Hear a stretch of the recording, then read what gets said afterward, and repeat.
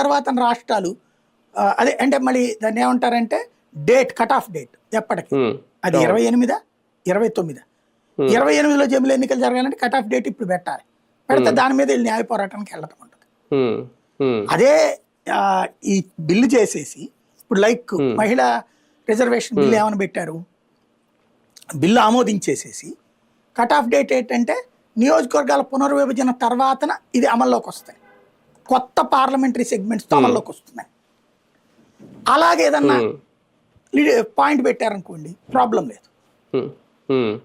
అలా పాయింట్ పెడితే ఏది 28లో ఇదే 29 కాకుండా 34 కోట్ల ఏదైనా టైం పెట్టి అప్పటికి ఈ లోపు జరిగే వాళ్ళందరికీ కూడా ఎన్నికలు ఇప్పుడు ఫర్ ఎగ్జాంపుల్ ఆ తర్వాత ఢిల్లీ జరుగుతుంది. ఇప్పుడు మొన్న జరిగింది ఢిల్లీ, ఏది పార్లమెంట్ ఎలక్షన్స్ అయ్యాక జరిగింది ఢిల్లీ.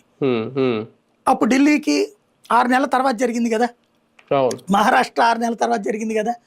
అప్పుడు ఏమనాలా, నెక్స్ట్ ఎలక్షన్స్ మీకు 4.5 ఏళ్ళే అని ఎన్నికలు జరపాలి.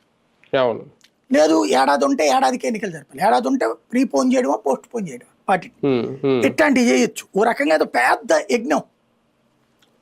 కాకపోతే వీళ్ళు సింపుల్గా ఏదైనా చేయగలరు. లైక్ ఆర్టికల్ 370 రద్దు చేయడం ఎవడి వల్ల అవుతుంది అనుకున్నారు, లేకపోతే కనుక ఏదైతే ఎన్ఆర్సీ ఎవడి వల్ల అవుతుంది అనుకున్నారు, చేసేసారు కదా. కాబట్టి ఇది కూడా వీళ్ళ దగ్గర టెక్నికల్ పాయింట్స్ ఏవో ఉంటాయి, అదేమన్నా చేసేస్తారా, అది చేసేసి ముందు